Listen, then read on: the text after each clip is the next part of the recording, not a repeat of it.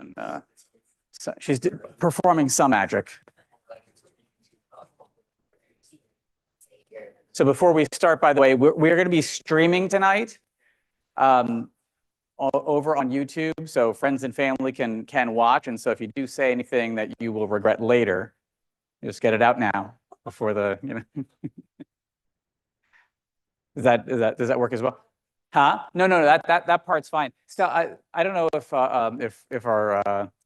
the team is here that knows how to do this, but if we're able to do this without, oh no, the blue stuff is cool because it looked where the Blue Man Group like on, that's cool in itself. But we'll figure it out as well.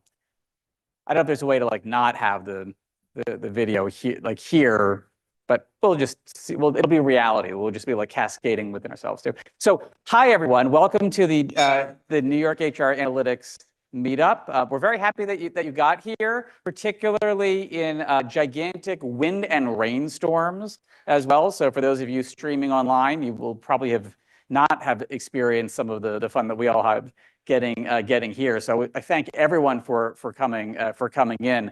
My name is Jeremy Shapiro, and I'm one of the co-hosts of the meetup with the wonderful Stella Lupashore over here. So I work for Merck Pharmaceuticals, and I run people analytics. Stella has done this in multiple places, and currently runs Reframework and has written 2 books last year. That you should be following her all on LinkedIn for.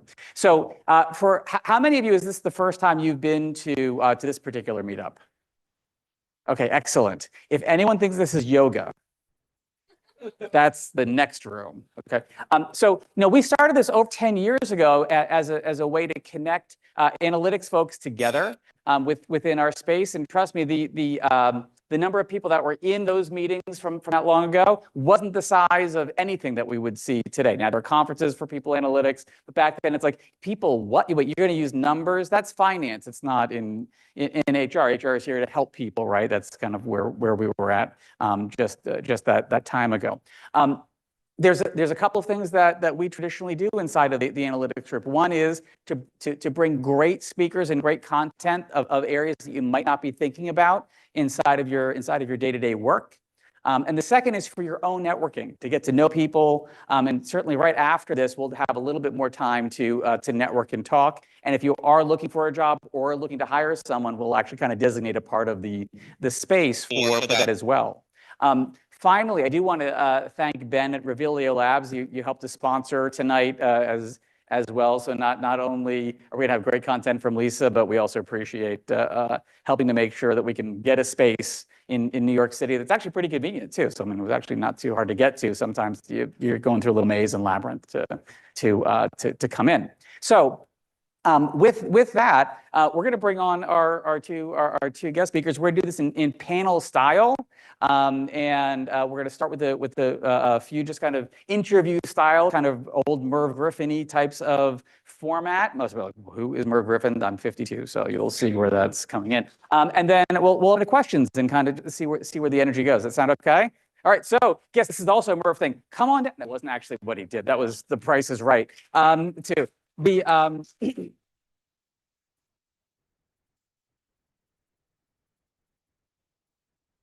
So thank you both for coming in today. So just I'll do some quick introductions. I have bios as well. I might vamp a little bit. I will not. It's not Chat GPT, not Jeremy GPT. So I'm not going to make it up much.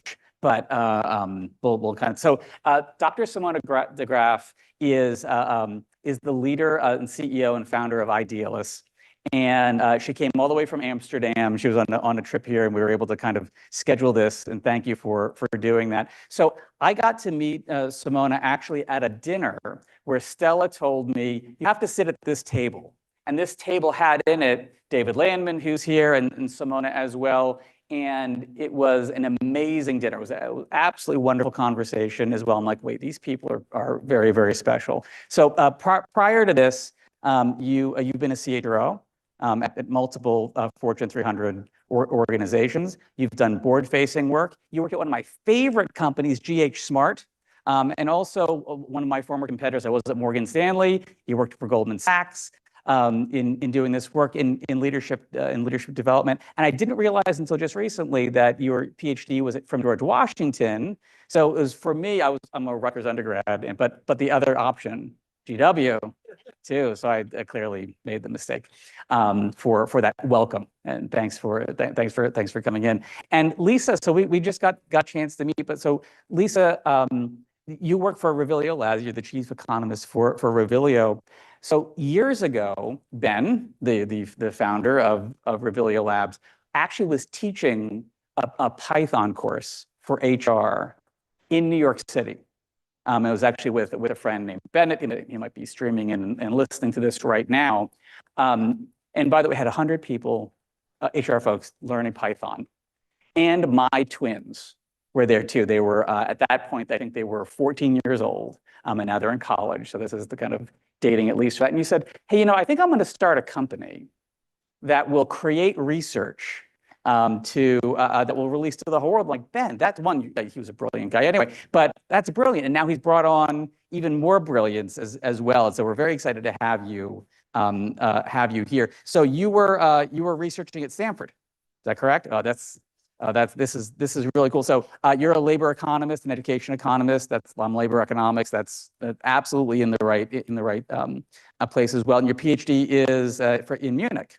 Correct, yes. Excellent. So, like, as you think about your kind of life and work, how did Ben get you to where you are right now? And could you kind of just tell everybody what is Revilio? Like, what do they do?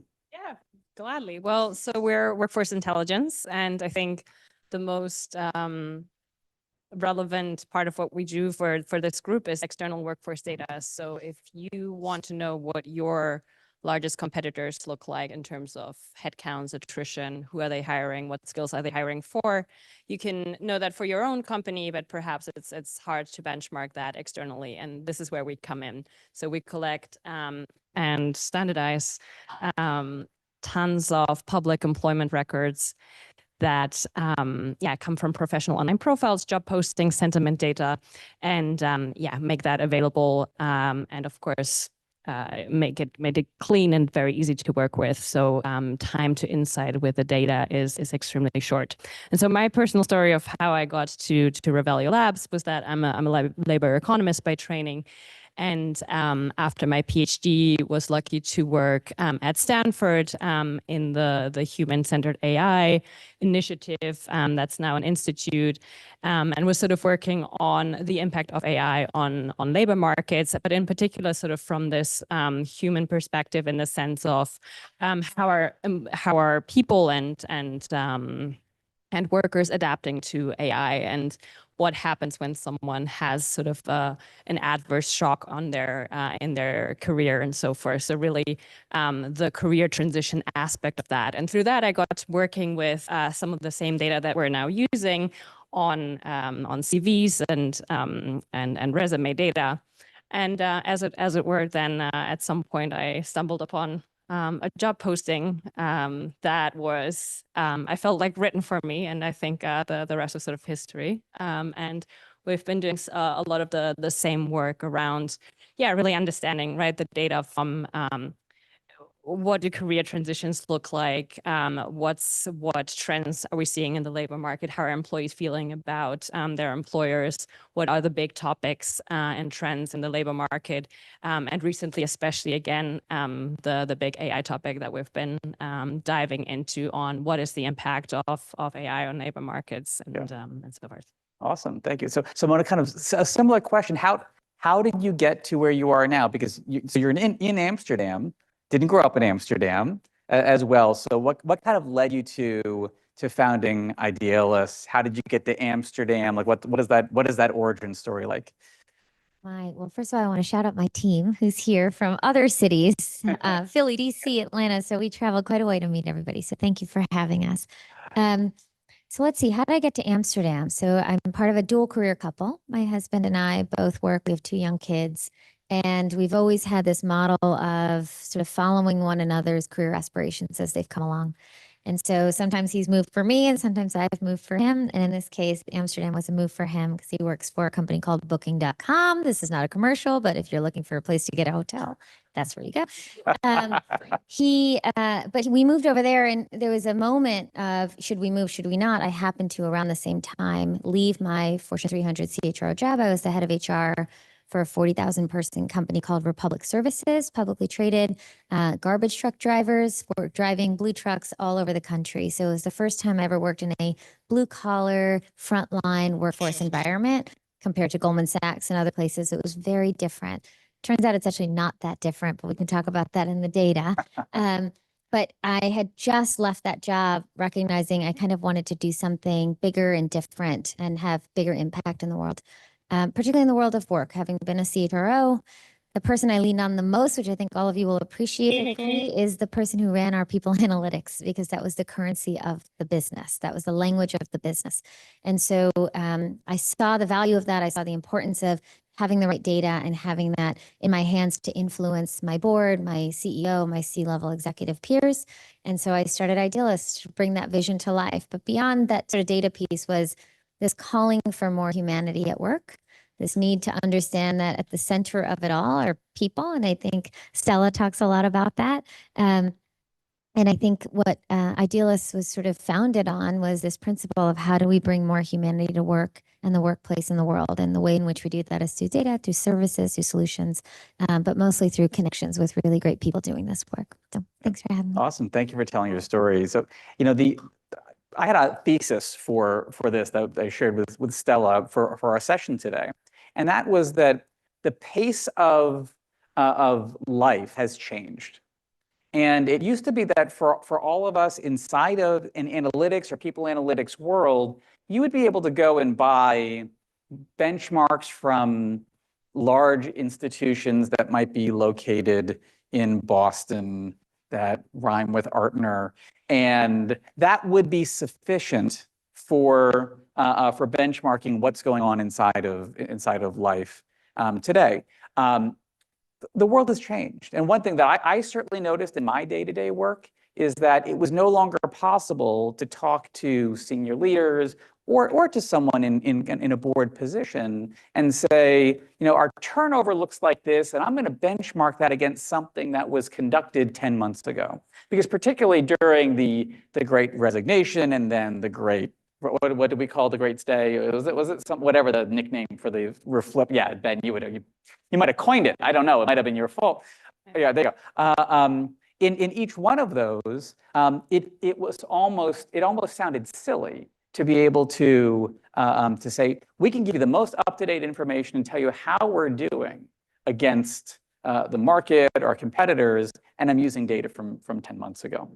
And so one of the things really happened over these past few years is there have been more real-time research pieces that are coming out. They're both influencing our leaders. They're influencing us and our ability to be able to go and take a look at live data. So let's say I just like picking on turnover because it's at least relatable, right? For all this is, do you want to use a snapshot that was basically a survey of someone reporting on what the data might have been, or are you going to use LinkedIn Talent Insights and I'll be able to see a snapshot of what, at least directionally, everyone is feeling of your 9 competitors that your senior people really want to know right now. And of course, we're all going to pick the opposite. And there's actually some people in the audience that actually look at that real-time labor market intelligence in other ways. Both of you have been working on exactly this problem of not just processing the data in real time, but then coming out with themes very, very quickly to what's going on. I mean, so just kind of make sure what I've tracked so far is your work has gotten into has gone viral on LinkedIn at the very least. MIT Business Review, Wall Street Journal, that kind of global publications are picking up what you're finding. And then our leaders all read it. Then they call you. And that's kind of the hypothesis of how should we think about this? What kind of research are you working on right now? And how can this group, both here and then online, help us see around corners so that we can actually help to enable some of these themes as they're going on. So Lisa, could we start with you? I think you released some research this week even that was fascinating too. Just give us an example of, for those that have not read some of the work, is what are the types of topics that you've come out with recently, or anything you want to talk about that you find interesting? Yeah, I think we have a hypothesis generation process that is incredibly data driven. Obviously, we have, I always think I have the coolest job in the world to actually be able to, dip into the data and really quickly plot whatever sort of comes to mind in terms of, is this a trend? You sort of pick something up in the news or out of a conversation, and you can track and see whether that actually is true, or, that's just anecdotally, or it's only true in certain places. As a team of economists, we actually have a very nice process in terms of coming up with which or what ideas and what topics we'll be working on. So we actually have like a collaborative process of idea submission that the entire company, as it were, is invited to. So we sort of open it up to everyone to just submit the actual topic to work on, and that broadens sort of our horizons on, there's sort of a hypothesis out of The Economist or the Wall Street Journal that we want to test. And so that's sort of one way. But I think as we've been doing this for longer and longer, we have become quite good at anticipating what the big trends and sort of word on the street is, and digging into that. Just wrote up our sort of review of the past year in terms of highlight topics, and I think the AI topic was one of them. The sort of lack of labor market dynamism, so the low attrition rates, the great stay. Right now, we're trying to coin the phrase the great leveling off. I don't think it's catching on just yet as a catchphrase. Excellent. All right, write that tomorrow to the leaders. The great leveling. Okay, yeah. And then the return to office, as well as the DEI. So, I mean, there's so many topics that we've covered in the past year that I think will just continue to be very big topics for the coming year as well. And just as I think the world's in for a bit of change come January as well, I think we'll see some very, very interesting dynamics. The topic you're referring to in terms of what we just published on Tuesday, I think is interesting to this crowd, in particular, where we look at what actually happens when a company gets acquired and is being bought. Of course, you have a consolidation sort of the workforce, but who actually gets to stay, and where there's redundancies and where there's synergies in the workforce, right? When you sort of put together two companies, we dove in really deeply into the roles that typically stay, and so or the ones that actually get out quickest are things like sales, marketing, and recruiting, and then there's others where basically you want to hold on to these workforces because they're particularly specialized and sort of have that human capital as well as industry know-how, and it changes a lot whether your acquisition is within an industry or across industries. So there's quite a lot of variation there. But yeah, those are just some of the topics we're thinking about. It was definitely provocative to whoever's writing headlines for your kind of Revilio GPT. Well done. So Simona, how about you? What are you seeing in your kind of data recently? Yeah, I mean, I think we stand in the shadow of you guys because you've been at this for longer than we have. When we built the Pulse of the U.S. workforce, which is what we call it, we designed it with the person sitting in front of a CEO or a CHRO and a board in mind, right? And I was that person, so I designed it a lot with empathy with our team, which is what are the big questions that boards are pushing us to answer? What are the questions that CEOs need to start asking? What are the questions investors are often looking for people? So when I used to do investor roadshows, it would be like a 27-year-old analyst from State Street who's like, talk to me about how you're dealing with managers who care. And how do you know that your managers are taking care of their people? And it was then that an investor would ask the question, which would then cause our CFO to say, what's the answer to that? And I'd say, I don't know, you haven't resourced me and I don't have the team. So can I have a few more headcount? Because I need a people analytics function. And so that story happens all the time in the world that we live in. And where we found a calling was, how do we arm investors with the answers to these questions so they can hold teams and management teams accountable? How do we arm board members with these types of data points so that they can say, hey, when I'm sitting at a boardroom table, I saw this research that said, people don't admire their leaders. What's going on at this company? And all of a sudden, the management teams start caring differently. And then the trickle down effect happens. So really, it's the whole sort of product was designed thinking about the hypotheses that folks in this room are often asked to answer. And so that's what the Pulse of the US Workforce, the genesis of it was. We do a monthly and a quarterly. And the reason we do that is because, as you all are the same, we know things are moving really fast. And so to say, oh, we looked at this data 10 months ago, any board member or investor or CEO who doesn't really want to hear the data can poke a hole in it really fast. And we all know what poking holes in your data feels like, right? You're like, hold on, let me go find the end count and make sure that the confidence levels are high. And so we said, what if we just said, we're going to give you a steady pulse on what's happening all the time? On a monthly basis, data is always on. And if you're just like, I want to know how I'm doing relative to what's happening in the world, or I want to engage in a conversation about a topic like 18 to 24-year-olds in my workforce, you can take a look at this report and you can say, here's what's going on outside. Let me look at what's happening in. And so that was a sort of hypothesis development. The other thing that we've sort of built our whole model on is, as a bunch of organizational psychologists, we recognize that people exist in nested models, right? That if you just look at a person, you're getting one piece of the puzzle. But if you look at a person in the context of the team they're on, in the context of the organization they're in the context of the society that we exist in, well, now we're starting to see the full picture. And so a lot of what we measure and when we develop hypotheses are, what are the societal indices that are driving human experiences at work? And then flip side, what are the human experiences at work that are potentially going to have large scale impact in society at scale? And so that's the other way that we always develop our hypothesis, so that we're not looking at it in kind of a singular way, because that's the complexity of the work we do. I mean, I was in preparation here, I was reviewing one of the last reports that you had just come out, and I could certainly see some of that in action as well, where you could, some of the focus, at least the quarterly, was on sentiment on hybrid and work from home and so forth.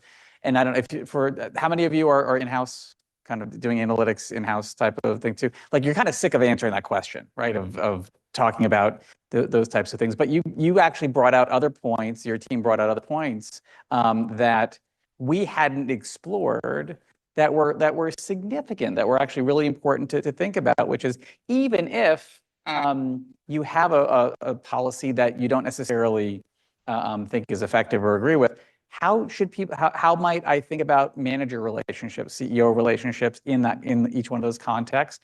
It allows us to have different questions. I mean, just as a show of hands, even if you're not directly in a people analytics function today, how many of you have been emailed an article, right, that someone said from the outside, a leader email you something, we should look into this, right? And how many times is that article written by maybe not so trustworthy hands that maybe this is not the best thread to pull for it as well? Whereas there's now this generation of researchers, like your two companies, and I think there's a small handful of researchers adding context to real-time data that you actually want to have conversations about as well. Like, would MA folks really want to see this information? I mean, we could, by the way, be muddying the waters, because now they say, oh, now we know the roadmap of who we need to lay off first, because I just got the research from the outside of, they told me to do it. The research apps told me to do it as well. Lisa, as you think about the team, and some are here, when you mentioned a little bit about hypothesis generation, do you have any working theory on what hypotheses have been the most successful for you? Because I think for all of us, if you came here tonight, you're building hypotheses to one degree or another about something. Or the food is really good, I know, but it's probably about hypotheses. What makes a good hypothesis that's been fruitful for you guys? Or is it basically kind of catch as catch can? Sometimes it works and sometimes it don't. Well, I mean, if I knew, I probably wouldn't tell you.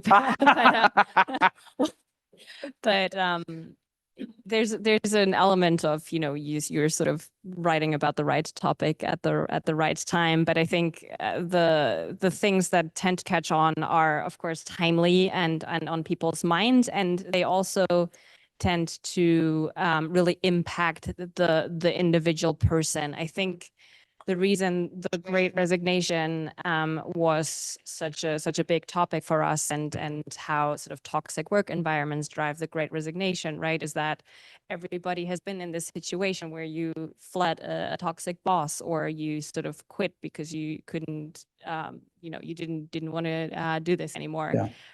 So I think that really related to people. And same is true of some of the other sort of big topics where, you know, we basically tested hypotheses. It obviously helps when your original hypothesis is true, or something so surprising comes out that it's truly novel and you know, uncovers something that you haven't been able to do before. I think the same was true with our DEI topic, right? Sort of everyone was really seeing this shift in the mood and the policies around you know, DEI targets. Now are we calling them DEI aspirations, or what's sort of the right language around that? And another big topic, I think, that also hit sort of the zeitgeist really nicely was our ghost job posting topic, just because everybody had that, or no, not everybody, but many people were experiencing this phenomenon of, oh, I've applied to a job and I've never even heard about it. Is it even real? And so I think that's another. Can we pause? So this is actually very interesting, because like, I noticed this. I've got one of my kids who might be watching the streaming is a senior in college. And so, you know, as a good HR person, I've been trying to help her get her first job, right? And so, you know, I noticed this on LinkedIn. I'm sure a lot of people have noticed this too. At what point, like, do you have a giant board of just stuff that annoys us? Like, how did you pick this out? Because I feel like this is something that all of us deal with to a certain extent. Is where's that crossing of the line between, I kind of noticed something, to there could be something there to look at. But this is like the fundamentals of research in this very kind of fast-paced environment. Like, what's that threshold like of, are there really ghost jobs? Is that a thing? Could they really be doing stuff? I mean, are you an investigative journalist now, and you're just kind of poking in these areas? It rarely happens that way. I think for in this particular case, the motivation really came more from a macro data reliancy perspective, where we were seeing sort of job posting as a signal of the strength of the labor market, and that wasn't sort of, you know, holding quite up to what we were seeing both in the BLS, but also sort of, you know, word on the street, I suppose, and went into it sort of from a very broad perspective of, or are job posting really a good signal for hiring intentions still, or for how many job openings there are in the economy. Interesting. And so that happened to turn into ghost job postings and people ranting about fake jobs. That sort of wasn't the original intention. This is a fantastic answer. You actually found you found an issue with your macro data that turned into a hypothesis that you then flipped. So, and that then becomes an advantage for all of us as well, right? Macro data. Yeah, that's absolutely amazing. So Samana, you've also you indicated this a little bit, that some of what you're doing is kind of not top down, but essentially stakeholder in types of relationships. When you're speaking to board members, and you know, we don't all hang out with board members, right, on a daily basis, and have these conversations. One, are they regular people just like us?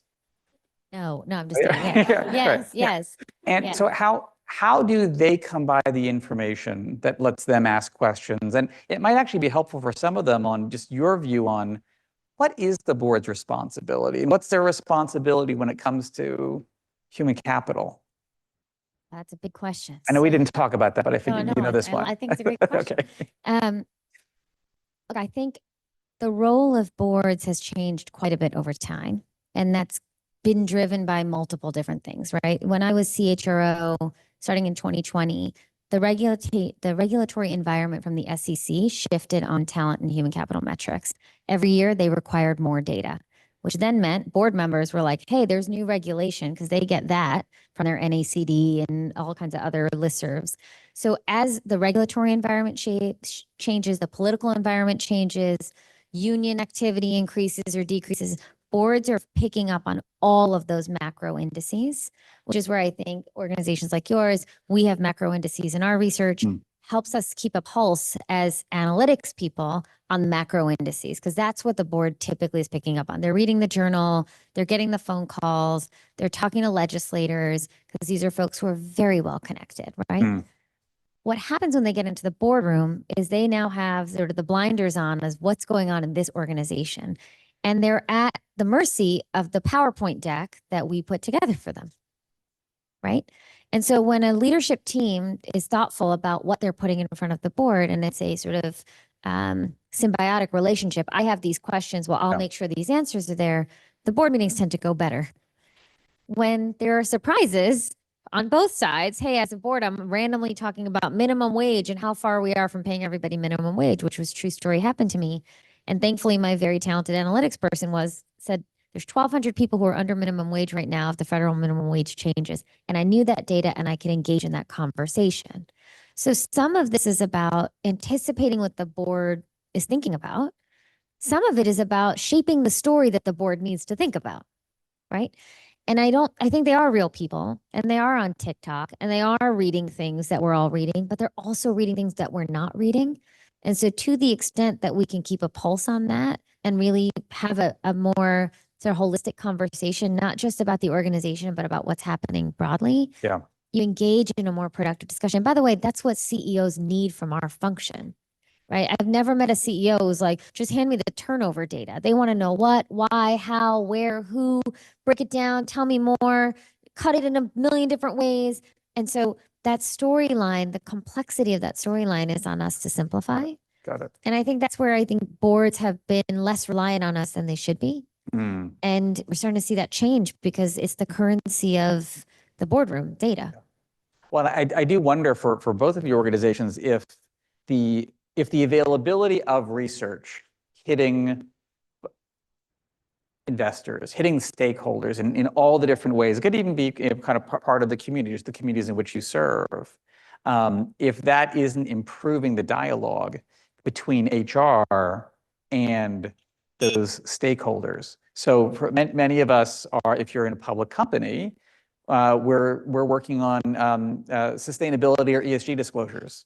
Those ESG disclosures are much different today than they were 5 years ago. One, for regulatory purposes, but I think more importantly, it's the questions are getting better, and these are you're kind of sharpening some of those questions as they're coming out. I think the responsibility of the people analytics function to those stakeholders is getting much more important than ever has been. And this has never been articulated. I don't think I've ever sat down with any one of my leaders or bosses and they've said to me, trends are changing when it comes to when it comes to the disclosure of information in all these different ways. And I really think that you need to rethink your disclosure. You never hear that. We're sensing this and making these changes live as they're going on. If we can help the CEO with a better story, that's the whole game. Because now, I'll tell you one thing that I have now taken a habit of, and it's reading stuff. I mean, like I basically say to myself, I'm going to read about 10% of 1,000 articles a week, and about 20 articles I'm reading 100% of it. But I'm just trying to kind of, and now I guess I should just use GPT. But I should now think about it because that's dumb, right? I should switch to. I'll just use so now. Some of the apps I was using this morning as well will kind of be there. But that kind of just making sure that we're keeping up to speed on seeing around corners, and that's kind of maybe where we could just. I'd love to get your view on this. We're all trying to keep up with what's going on, and the pace of change is almost it's definitely unsustainable for any one of us. Right? If you have folks around you, whether it's this community or other communities, then it's almost tolerable. But I mean, in what week hasn't there been a crisis? In what week hasn't there been a dramatic issue, either as a weather event, as a political event, as an event of war? And if you happen to be working for a company with global employees, you've got employees that either have loved ones in that country or know good friends in those countries too. Any thoughts on how do you help see around corners? And that might help them think about that too. And if you have any thoughts, if you give a thought to I'm happy to share. Yeah. I mean, I think one of the things we pay a lot of attention to on our team at Idealist is when we're talking to clients, prospective clients, people in general, we're listening for the things people are worried about. Because that's the zeitgeist, right? You're like hearing things, you're watching things, you're paying attention. And yes, the data is important, but there's human intuition, which is where AI is just never going to catch up. That feeling, that conversation. And as we've done that, one of the topics that we've picked up on for all of our clients is the topic of trust and the amount of distrust that exists in the world today. Just exorbitant amounts of distrust in media, distrust in leadership, distrust in people, distrust in institutions, distrust in one another, right? It's just like, as psychologists and people who do this work, it's like glaringly obvious when an organization doesn't have trust, when a leader is not trusted, right? And so we measure that. We measure that at multiple different levels because we feel it. And then we're like, let's put some numbers behind it and see if it's really a thing. And in fact, I have this data in front of me because we just ran it for December. Thank you, Abby. Right now, 47% of US workers don't trust their CEO. Wow. 47% of US workers don't trust their CEO. 32% of people who work in the US don't trust the company that they work for. So a third of your people, most likely, don't trust the company that they're a part of. And 64% of people don't trust major companies in general. So when I get the text message of, can you believe that a CEO was assassinated in broad daylight? And there are handfuls of people cheering it. And I'm sitting in Amsterdam like, what the? And I expletive, insert. Yeah. What is happening in the world right now? That's what causes us to look at the data. We're like, hold on a second. Someone's got to make sense of something. People are disgruntled. People are upset. We also look at emotional well-being of the US with our partner. And what we found in the last month is that people are more fearful than they've ever been over the last year. They're more sad than they've ever been, and they're less happy than they've been. Yeah. But they feel great about the economy. So you're like, that's a lot of complexity. And then I have two young kids. Like, imagine, I see it in my kids when they're feeling all the feelings. Like, people are feeling all the feelings. In fact, that was going to be a tagline in our report. People are feeling all the feelings. And so, yes, I think when we're doing this type of work, picking up on what people are feeling and then trying to put some words and some numbers to it, it doesn't solve anything necessarily, but we can't solve what we can't see. Yeah. And so at least if we can see it, we can start to say, okay, if trust is going down in the world, what's trust looking like for us? And you said this, you measure trust in your own company. And so if you can say, here's where trust is for us relative to where trust is in the world, at least I can start benchmarking myself and have a little control over the pocket of the world that I exist in. And it doesn't get more serious than the events of this past week. It's devastating, I think, for society and for leaders that we work with. It's people woke up more fearful today than they did yesterday and the day before. And that is a really sad reality of the world we live in. Yeah, this is hard. Thank you for sharing that. Yeah, Lisa, your thoughts? Yeah, I'll add that, you know, I think it's good to know where sort of the world is at, but having the data at a granular level, right, where you can sort of benchmark yourself against your peers, put some control back into your hands, because more information will always give you the opportunity to realize where you're at. And basically, if, you know, sentiment is down across all companies everywhere, and the same can be said of attrition and hiring and whatever it is, then maybe it's I mean, it's a problem that you want to address, but perhaps you need to dig deeper, and there's just sort of a greater underlying issue, and maybe you're not as far down as you think you are based on your bigger competitors. So I do think it sort of re-empowers people, because if you were just looking at yourself today and yesterday and last year, you'd sort of paint a very, very grim and depressing picture. So I think that without the granular benchmarking, things could look a lot grimmer than they actually do. Not that there's, of course, I think there's a ton of like, what's the word, Weltschmerz out there, like pain for the world, but yeah. Wow. Yeah. Wow. Thank you. Thank you. So we're getting close to time where we can do some questions too. And Sel's going to tell me something that we've got excellent. Now, we also are streaming as well, and I did not check the YouTube stream to see if there's any questions there, but there might be that we'll go on as well. But we'll start in the room. Go ahead, Stella. There's a question from we got questions. We got live from the interwebs. Okay, go ahead. Yeah. So it was related to the mistrust of organizations. What is it specifically they're mistrusting? Is there more context? Is it the leadership, the practices, the impact? The three questions that we ask are at layers, right? So we ask, do you not trust companies? Do you not trust your own company? Do you not trust the CEO? And what we start to find is a trend that people are more trusting of a person than they are of an institution, right? Interesting. And so if we think about what the person embodies, and we don't dig much deeper into that particular driver, but in our work with clients, what we find is trust is built through, as we all know, this is like the basic stuff, right? Communication, an understanding of their vision, making sure that the decisions that are being made are being shared up and down. And those are all elements of building trust. But I think to the person who asked the question, it really depends on the environment that the person is in, that they're trying to build trust in. Because if, for example, in a merger acquisition environment, building trust is going to look very different than in a turnaround environment, than in a steady state growth state environment. And so some of this is highly contextual, but what we know broadly is trust in leadership is down.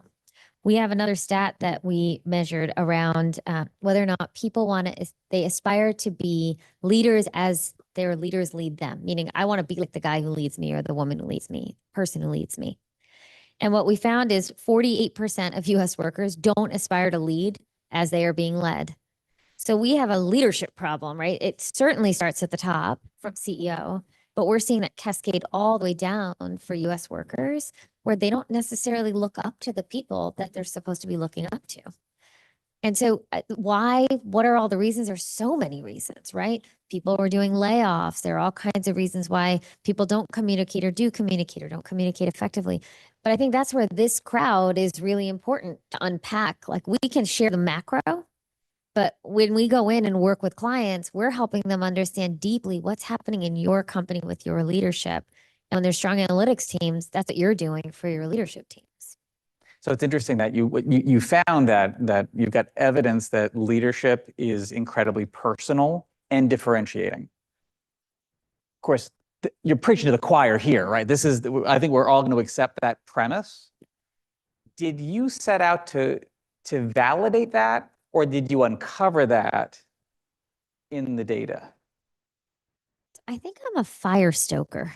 Okay. All right. This is good. This is good for us too. Okay. Yeah. Because we know this. Yeah. Right? But it's really easy to be like, yeah, but we got to focus on the P&L. Right?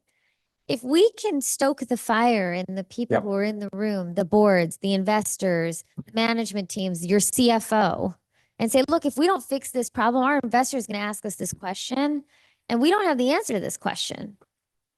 Right? If we start putting this in our 10Ks and say, hey, national benchmark is 48% of people don't admire their leader, but at our company, we're like 100% do admire. All of a sudden, the budget flows, the people start having the right conversations, the leadership development budgets start to grow. So in many ways, we set out to stoke a fire that's probably within all of us to do this work and do it better. But we're trying to do that up the chain, because that's when the conversation changes. One of my greatest mentors told me, follow the money. And if you sort of follow where the money is, you go all the way to the institutional investors, the pension plans, the folks who are putting money down in large scale investment.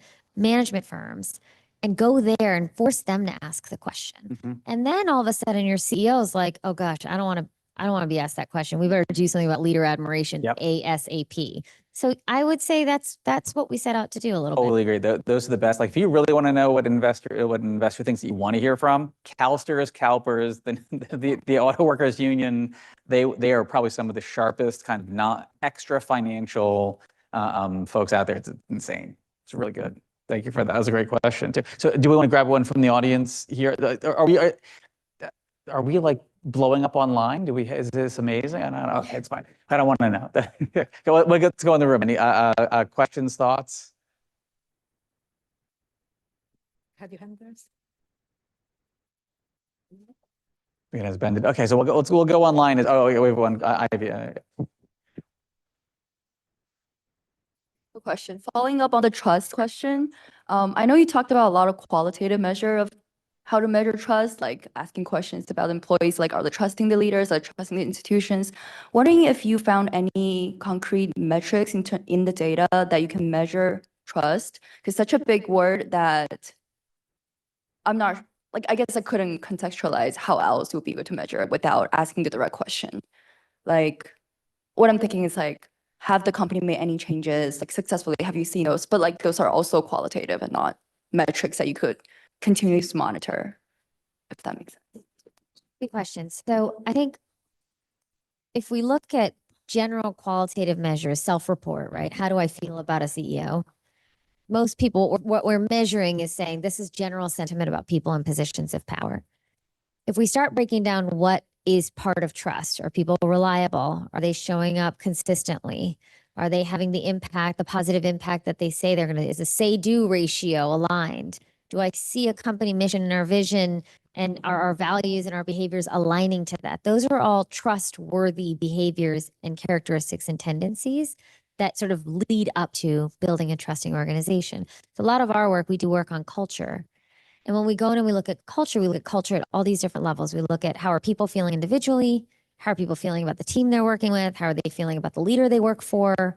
How are they feeling about the department they're in? And then finally, how do they feel about the company overall? So lots of levels of analysis. Trust is in all of those, right? Like if somebody is like, I believe this company is going to do the right thing when it's hard, that's trust. If I ask the question, I believe my leader stands for something and will do the right thing when it's hard, that's trust too, but that's trust in leader versus trust in the company overall. So while you can ask it with a simple question, the story, as you described, is much deeper than that. And it's happening at different levels, right? So if I don't trust the company, I might actually not trust my leader, and the leader embodies what the company stands for. Or if I don't trust the CEO, I may not trust the CEO, but I actually might love my leader. And so part of the art that we've put in place is ask the question at multiple levels, because that allows us to start to break down where is the trust breaking down. And in our culture work, we often will see, oh, it's breaking down at the company level and it's breaking down at the leadership level. And so then we can start to break down why that's happening and what needs to change. But I agree, it's a huge word, but it's funny because when we actually get down to it, our team will often problem solve. And we'll be like, what's really going on? And after like hours and hours of qualitative conversations, we're like, oh, at the end of the day, it's trust. Mm. Yeah. Right. So I'm happy to share some of that stuff with you if it's helpful. If I might just Yeah, add, please. I think we have a slightly different approach where we just mine a ton of text data. So our sentiment data comes from employee reviews, and it's basically free text on how, what do people like about their employer and don't like. And so a typical exercise in terms of figuring out, what drives trust would, for example, be just sort of looking at what other words are associated with trust, right? Like contextually, what else comes up when a review, mentions trust. And then you can also go into, there are some, numerical ratings on different topics like senior leadership and career development and things like that, where then you can sort of start quantitatively really measuring what drives trust, what themes correlate with trust, are reviews that mention trust, high or low on metric X and Y. So we would have a fairly quantitative approach to that. you know, even making it granular, thank you for that view. And you kind of make me think of, depending on the level of capability that you have inside of your organization, sometimes it can be as simple as taking your measures on trust and then looking at outcomes you have inside, whether it happens to be turnover or profitability, or actually one of my favorite things, as someone, your story just made me think of this. I forgot this. So years ago, that other waste hauler was my client. So Waste Management was my client. And apparently, I don't know if this was true at your organization there, but sometimes the drivers would quit by leaving a truck on the side of the road. And you wouldn't know that they quit. That just the truck didn't come back, right? And so, right. And so, you know, think about kind of segmenting any of your sentiment data within outcome data as well. You can say, okay, which one of my employees, you know, kind of right, or you kind of engage, not engage, leave the truck, don't leave the truck, types of things. I mean, it's memorable because of that. You could just look at that against outcomes. It tends to actually at least give you some good conversation and talking points, not a causal element at that point, but at least you begin to segment and understand what the basic fact patterns are, and makes for a good story too. So that's helpful. So do we have more on? We got more online. We're blowing up. That's too. Hopefully, There's one more from Bob Pulver. And it's interesting because he's bringing generative AI. We have to talk about Gen that. AI. This could be Gen AI that asked it, so it's self-serving. And one, there's a lot of capability to create mistrust just because of the nature of generative nature of the technology, but also it can lead to false assumption that you can replace humans because of the efficiency opportunities, etc. So the question is more around the impact of Gen AI on jobs and linking it to the level of trust people may have in the leadership that they will stand behind the humans at work as opposed to trying to just maximize the profitability. Yeah, at least you want Yeah. How much time have we got? to. Well, we measure a ton of Gen AI exposure in occupations, as well as adoption. And I think at that intersection is where that trust conversation comes in. So for background, essentially, you can break down jobs into activities, basically the atomical parts of jobs as a task or an activity, and figuring out what share of your job activities can be done by AI basically gives you an AI exposure score. So that's basically the potential that Gen AI has, or AI in general has, in terms of, you know, impacting your job. When you sort of compare that to how much people are actually using it, I think that's where these interesting conversations are happening, because you know, you wouldn't trust a leader that would, you know, encourage their entire workforce to use Gen AI to the same extent, just because it makes no sense to do so for certain occupations than others. So your software engineers that are using ChatGPT today are making themselves more efficient because they have a high propensity of doing so, and that's why they are using it. There will be other occupations that just don't need to worry about this, and then there will be others that are under adopting at the moment that you might need to worry about a little bit more. But when it comes to leadership trust, you'll have to find I think a data-driven approach to really finding out, you know, where are these potential and productivity enhancing opportunities in your organization. Interesting.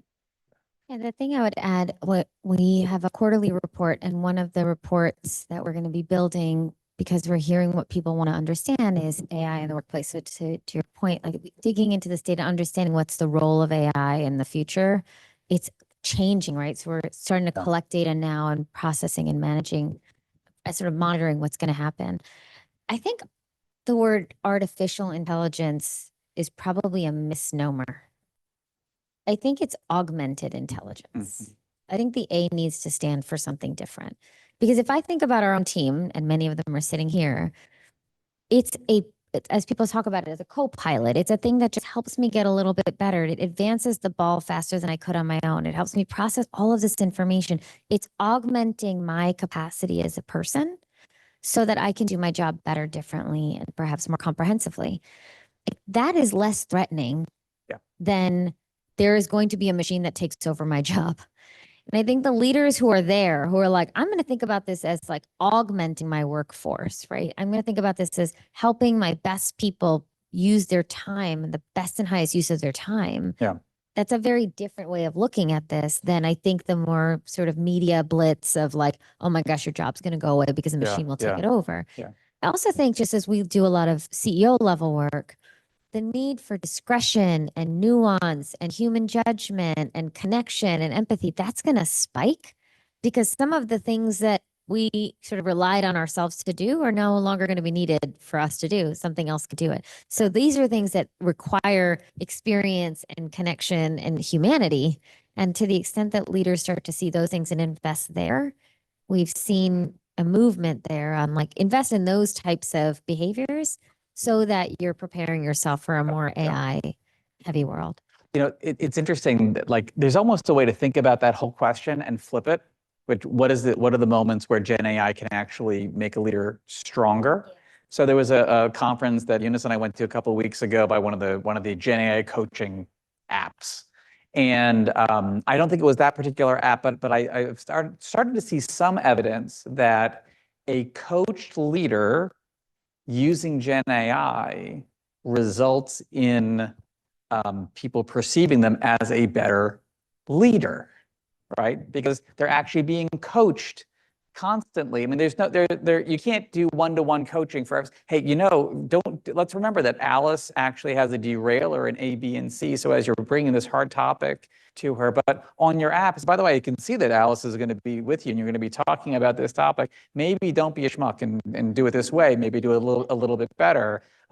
Actually creates positive. So I wonder if there's no way to kind of fight the misinformation. So maybe that's research for later once we get into the whole adoption era. That'd be so cool to see what's going on. So all right. So I don't know if we have in the room or okay. So we got David. Oh my God, I got to go. Go ahead. This could be a question for three of you or one of you. Yeah. Can you share an example? No need to take names or anything, but where you have shared your data, research, and the leaders took an action. What did it lead to? What did it look like? Any example from your real life? I'll tell you something that actually scared the heck out of me years ago. So I was at Morgan Stanley. It was the first time I met the CEO, and we're doing survey work right then. And it was a great conversation. We were kind of going through things. He was very thoughtful about this. This was when Gorman was there, and I'd never done this before. Like it was brand new to me. So I had a few quotes that I just thought were funny. Like if I just needed to make them laugh, I had a few quotes to do it. Like someone had complained that the bananas were very expensive in the Hong Kong cafeteria. So like that was one of them. Then there was another one that was the folks in London some of them were avid swimmers, and they really wish there was a pool in the middle of Canary Wharf, which is not, if you've been there, it's not a convenient place to put a pool. And Mr. Gorman looks up and goes, hey, it talks to his chief of staff, could you see on the roof, could we get a pool?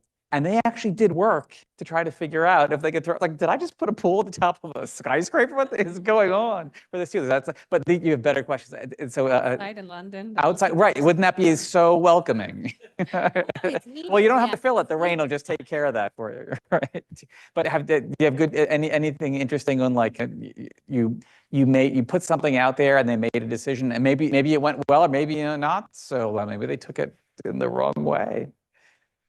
Well, I think a lot of the research that my team does eventually sort of ends up being productized into something that take the AI report I was just talking about. Any company can run the report and basically see where they stack up on in terms of their adoption and exposure and who's perhaps lagging behind and so forth. So we've shown that to a bunch of both talent intelligence and people analytics groups at their companies, and that was brought up to further HR, CHROs and so forth up the value chain. What concretely comes out of that is a different question, but I think it's sort of making the way up from, what started out as very general research Yeah. to make it specific to a company. Yeah. Yeah, I have two stories, and they're from my days at the Blue Team, Okay. in Public Services, not Waste Management. Nobody dumped their dump trucks at Republic Services. They were Like, the classier. Yeah, we were a little classy there. There are two data points that come to mind, but I'll share one because I think it's a really human story. So we used to do engagement data, engagement surveys, and our CEO was very committed to reading all of the comments. We had for 40,000 people, we had hundreds and thousands of comments. People made lots of comments. And at the time we were not using AI. And so we were reading through a lot of them. And there was one location where, if you think about what a garbage company does, they pick up the trash, they put it in a place, and they manage it, right? And the landfills often have trash that flies off. So this is something you're all going to get a little lesson in garbage for a second here. When the trash flies off, somebody needs to pick it up because the neighborhoods next to the landfills are like, how come there's trash on my lawn? So there is a whole group of people named pickers who go out and pick up that trash. Okay, to make sure that what's flying off the Wow. landfill is okay. So we talk about some of the job that exist. Though that is a job Wow. code in Workday. People get paid 15 to 20 bucks an hour to do that job. Wow. Well, one of the locations in Arizona had a landfill in a location that was right next to a desert and sort of an open plantation where there were cows grazing, etc. Arizona also happens to have rattlesnakes. Okay, so on this engagement survey, 2 to 4 employees wrote down, "Can we please have snake guards for our legs? Thank you." And I was like, what is a snake guard? And also, there are rattlesnakes here? Like, nobody told me that. So we're having this moment in HR saying, wait a second. First of all, there's so many things. Number one, why is that on an engagement survey? Doesn't that feel like something you should bring up in a one-on-one? Right. Like Hey, man, like, immediately. There's a potential risk for my legs. So, Yeah. so that was a question. The first question was like, how come the manager doesn't know about this? Okay. Number 2 is 4 people are asking for it. Like, none of them had the conversation and they waited for an annual engagement survey to raise this topic. And number 3 is Amazon.com. How much is a snake guard? Turns out you could buy them. They're these things you put on your legs. And so that when these pickers are out picking up trash in this open land, Yeah. if they accidentally poke a rattlesnake, it doesn't bite their leg. Yeah. How much does it cost? Like 20 bucks. It's like not a lot of money, right? So why I think this question about the data was always there. But because we took the time to read the data, Look at it. right? And then we went in and said, what is causing this general manager to not A, buy the snake guards, B, these employees aren't even raising it, and C, there are 4 people who aren't raising it. What else is going on for this crowd? Yeah. It sort of prompts you to ask the deeper question. And that's what we ended up doing from the data. So, people always run these engagement surveys, but if we actually pay attention differently, I think we end up finding the real root cause challenge. Glad you didn't see it in the healthcare data. I was gonna say no one got bit by a rattlesnake. I don't think, because the HR person was like, "No one's ever been bit by a rattlesnake." I'm like, "Well, thank God," because they didn't have snake guards. That was on us, So, and my second story is actually for a client. When we do our work, we go out and we collect a lot of qualitative and quantitative data. And I had the privilege of flying around with Elisa, and one of our locations that we went to was a private equity firm that invested in a company. Mm-hmm. And you think of private equity and you often think maybe a little heartless, maybe not that focused on people. And this particular manager, as they were sharing their story, identified that they had a business they were investing in that had a safety related issue. And they saw in their numbers there was a safety related issue. So they took all of their analysts at the private equity firm and dug into why the safety related issue was happening. And as a result of them looking at their own data, they were able to reduce fatalities in this business that they invested in. And then we took that story and we shared it with the CEO and said, you have people who invest in companies who really care about people, and they're using their skills to make pretty significant changes. And that story that we collected in the data has now kind of become a rally cry for them. Nice. And they're starting to think about being more mission and scaled and focused on this type of data. So sometimes the story, that more human story, and you said this, the pool, the bananas, it kind of brings it to life a little bit more. And that's what I've seen. Awesome. Great story. It's a great story. Where are David, snake guards in Arizona? where's it? David, do you have something we can give you? We can mic you. Huh? Yeah. Oh, will mic last? Okay. Yep. No pressure. My question was actually about snake guards. What brand? .com. Um, Thank you, Stella. So I would kind of derangle to my question, which is, and I'll just start with a personal anecdote, a short one. For the first part of my career, I felt like I had to be the person who showed up with all the answers. And eventually I learned that actually I could be much more influential if I actually showed up asking the right questions. And over time, this idea of co-developing solutions and direction, for me, was like a big unlock in terms of driving big change. So my question is actually, you both talked about how you source some of the ideas around the research that you each respectively do and the hypotheses that you test.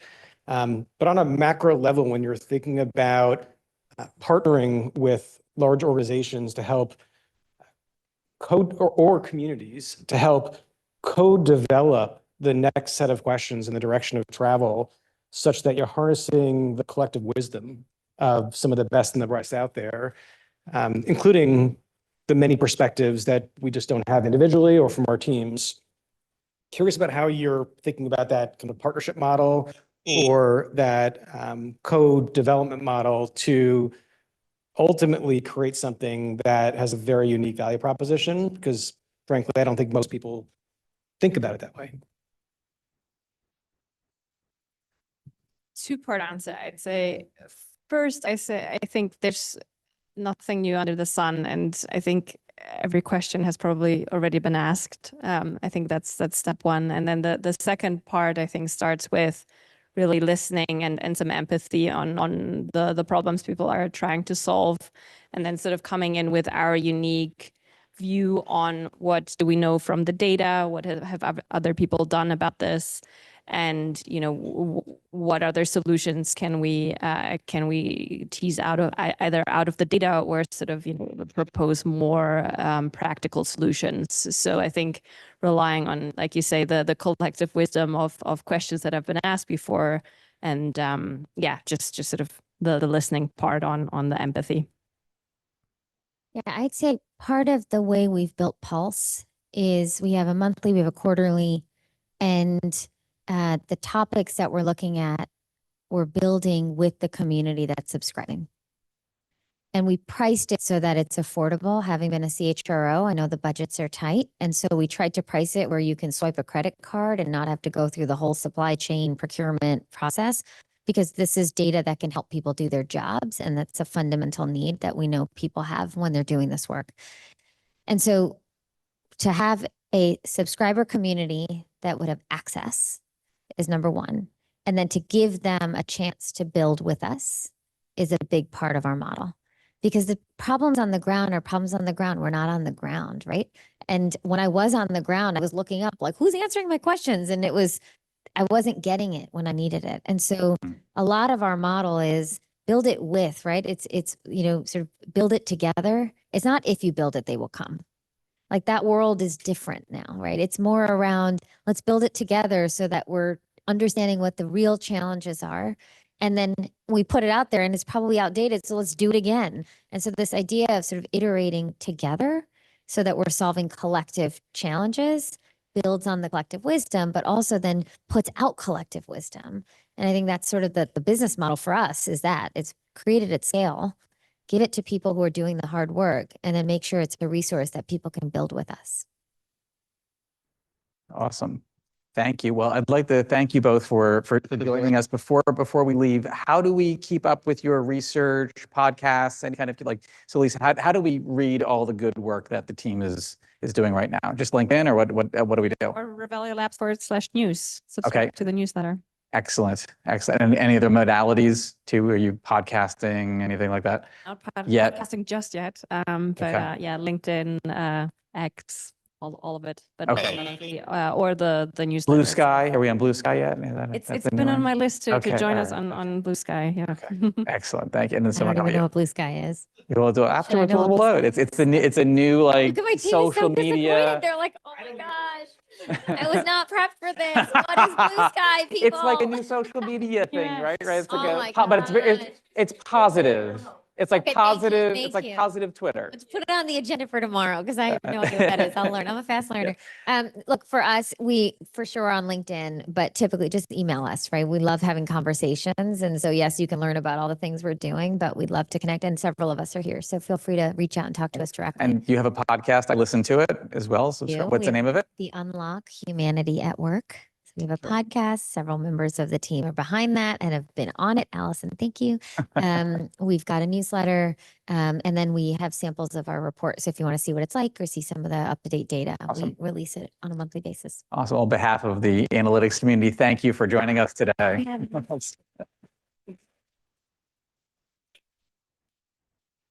All right, we're going to sign off online for anyone who's online here, and for us, we do have the room for a few more minutes. I don't know how long, but I'm sure we didn't tap all of the alcohol and also cookies in there too. So please kind of get to know each other. If you do, if you are looking for employment or you're looking to hire someone, we'll kind of designate maybe kind of just past where the food is. So just kind of like in that kind of where the seating is. Make that kind of like the kind of networking for employment gain area. And thanks so much for coming out tonight in the rain. Thanks. Yeah. Thanks. Thanks. Really well done. Great. Yeah, good. It was really good. Thank you for doing that. Yeah, Of course. super fun. Talk about data, talk about people. Yeah, hopefully. This you know, one so- team. Yeah, sure. Yeah.